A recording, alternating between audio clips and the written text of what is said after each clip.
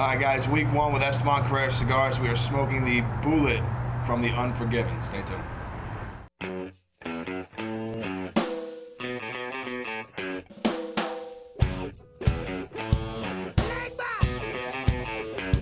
Get it.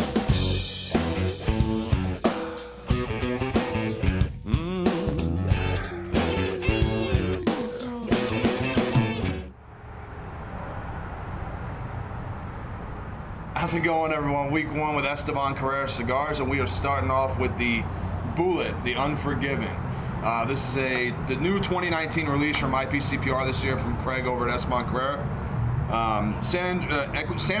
Ecuadorian San Andreas wrapper, Nicaraguan binder, and filler.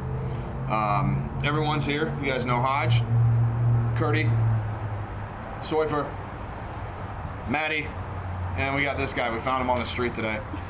We just kind of walked outside and he was sitting at the table. So we were like, hey, smoke a cigar and say hi. Jacob, say hi, guy. Hey, I'm Jacob. So Jacob's one of our regular customers. He actually won one of our giveaways, one of the past episodes in the past few weeks. Which one?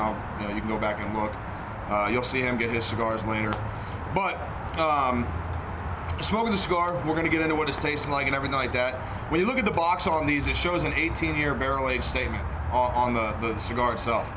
The wrapper and filler leaves were aged on the staves and inside the barrels of the 18-year Florida Caña Nicaraguan rum. That's where that age statement comes from on the cigar.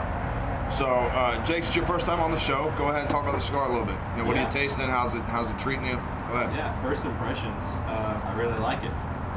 It's pretty smooth, and I like the draw on it quite a bit. So, yeah, it's nice. All right. Maddie?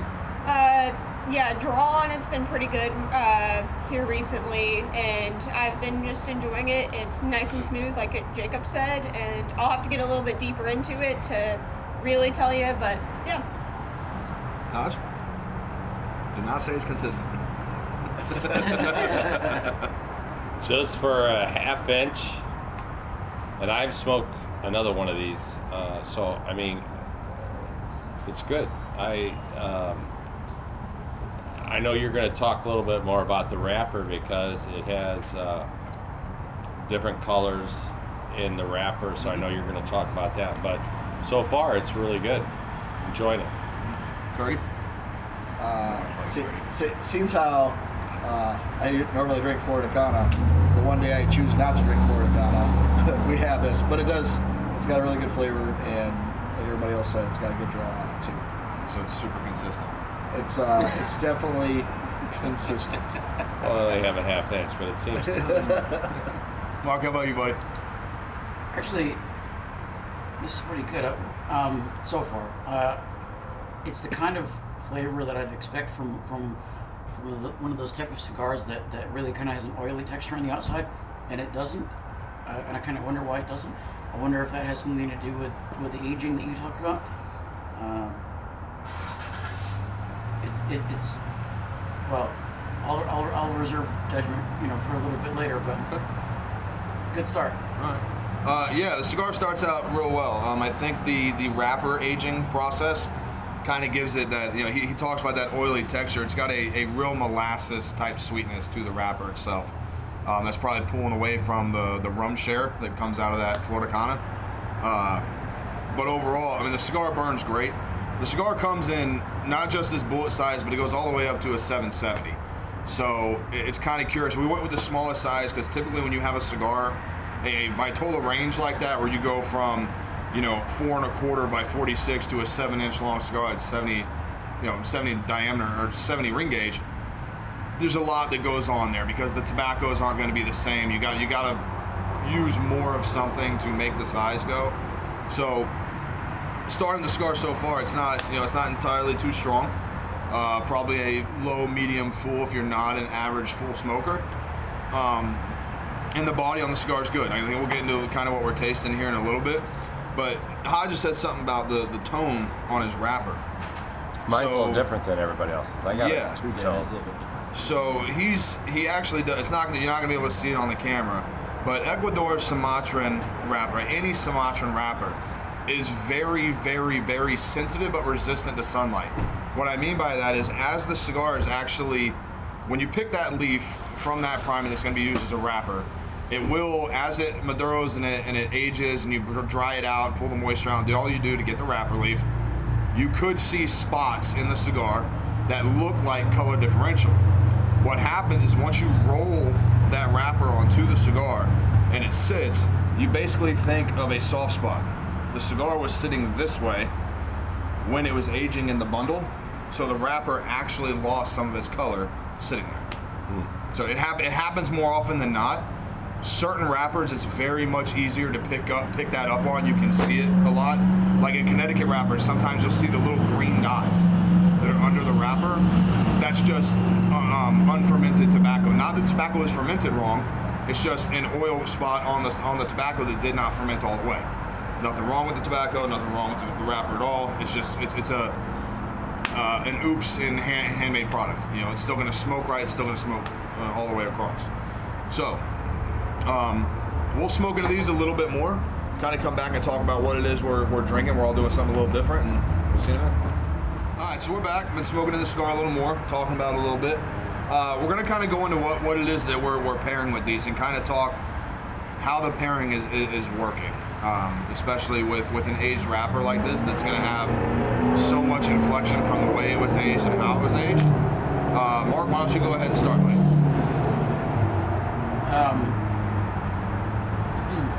So I'm pairing it with the EBKA from High West. So that's a rye that's finished in wine barrels. If I'm not mistaken, it's Syrah and vermouth, which kind of gives the drink its own complexity. And actually, I think it's a good pairing.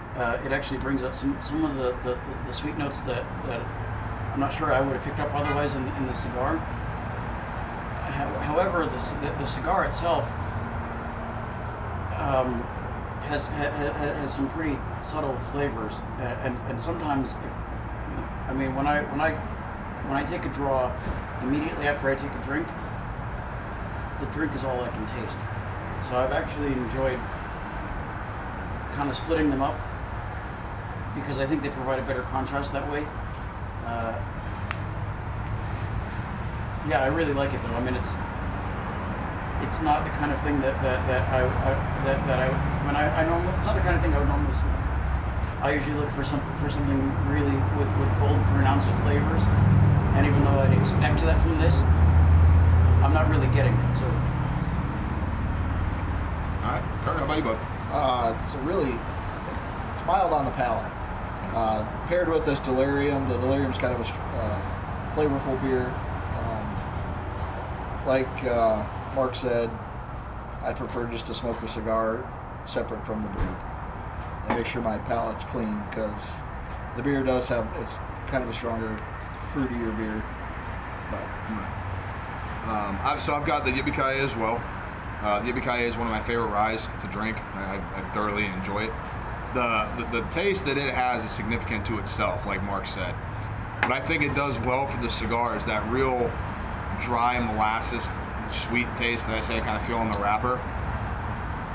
The fruits and the infusions and the whole build on the Yippee-Ki-Yay actually opens that up, and it gives you a different, more of a dry taste. I'm not gonna lie, it's a dry mouthfeel, but it does present a little more spice and treat, on the palate. What do you think? I agree with you. The only thing I'm going to say, and I'm not going to add a lot, I did pick the Yippee-Ki-Yay for this, and I think it's been a good one. Everything in that Yippee-Ki-Yay, the rye, and the blends in that, I think really do well with this cigar. I don't think this cigar's not over complexed, but it's a good one. I'm a 660 guy, a little more full body, but I mean, this one's pretty good. Maddie? Yeah, I usually smoke really, really full-bodied stuff, so this is kind of more on the mild side compared to what I usually smoke. But the wrapper, the aged wrapper on this is actually providing a really, really cool flavor, especially because I'm pairing it with water. I probably get a lot more of the notes that they don't get because they're pairing it with something that actually has taste compared to the water. And yeah, it's really cool. I mean, the wrapper on this is pretty much almost as old as I am, so you know, that's fun. Jacob, how about you, call bud? on that. Well, I'm pretty new to the cigar scene, but I'm loving this, man. It is nice and smooth, nice and easy, but I love the sweetness on it. I'm drinking a Moose Drool because that's what I got when I sat down, Right. and I'm really liking this a lot. It's Okay. good. All right, so what we're gonna do is we're gonna jump into our try buyer tonight. Before I do that, price point. These cigars are incredibly nailed right in that 8 to 12 range. So starting at the Boolit and all the way up to the 770, you've got a Toro or a Busto and a 770 that we carry here. You're looking at it from $6.50 all the way to $14. Okay, the $14 obviously the 770. If you smoke it, please let me know. I'm not going to do it. But great price range for the product itself. Esteban Carreras doesn't really put anything out that's not good. So to have, and their product's always in that range. It's the perfect consumer product. If you're a Nicaraguan smoker, it's a great way to go about tasting different regions of Nicaragua. But with that said, let's jump into our try buy tonight. Jake, you've watched the show, you know how this works. Tell the people that they should try, buy, or if you deny that cigar and why. Oh, it's definitely worth a try. Absolutely, for sure. I would buy this cigar again. For sure. Mark? I think it's worth a try, especially since there's such a range in size and price. The pairing I find a little mystifying. I don't think that I would try this with it. The Yippee is definitely a try. That's an excellent product. I love it. It'd be kind of cliche to say that a cigar that was aged in rum should be automatically paired with rum, but I actually think that's a decent option. I would also look at Irish whiskey, specifically. Like, I think Green Spot would work. I think that there are some Irish whiskeys that are kind of lighter body, but have kind of a wine finish. Teeling, for example, Teeling would be, I think, an excellent pairing with this. It would kind of match in complexity and in profile, but even by its own, I like it. Okay. Kurt? If you're not a full-bodied cigar smoker, buy it. If you're a whole-bodied cigar smoker, probably be a try. Okay. But yeah, I enjoy this. I think next time I come in, I'm going to have to get one and do it before the counter. There you go. Maddie, how about you? For me, myself, this is a try. Now, I have smoked the 770, so he actually challenged me to do it. So I've had 2 different versions of these cigars, and that one was interesting, and it took 3 hours, but probably not going to do it again on that one. But yeah, this one's definitely a try for me. As I said, I smoke more full-bodied stuff, so yeah. Hodge? Yeah, I mean, it's just a good mid-range cigar. Not a lot to say about it. I will say that the Yippee Ki-Yay, if you've never given that a shot, I think you should. I think it's $79, $80 a bottle around town. Some places available, not, but I think that's a really good try on the bourbon as well as this. You're not mild, almost full body. Give it a try. Yeah, I'm gonna go with try the cigar, especially explore the ranges and the sizes. That kind of that molasses sweetness I talk about on the wrapper is unique. Very, very free flowing, and it's very steady. It doesn't go away. Real subtle spices, not really anything popping from the Nicaragua side that you would think of usually. So if you want to have spice, but you don't want it burning on your tongue, and you want something very faint and just that you can taste, it's definitely a cigar to go for. The cigar is a try all the way around the board. I would definitely come in the size you usually smoke. Pick that Vitola when you're looking at the cigars. I wouldn't mess around. Just go with the size you're usually comfortable with. Smoke that first, then play with the other sizes. Without a doubt. All right. I want to thank everyone for being here. Jacob, thanks for coming on the show, buddy. Appreciate it. Much like Jacob, if you're 18 years or older and you live in the state of Missouri, leave your comment. If your comment gets the most likes on our show, we're going to come in. I'm going to hand you this cigar. I will hand this to you, invite you onto the show. But you have to subscribe to the channel too. That's the only thing I'm going to say. No, I'm kidding.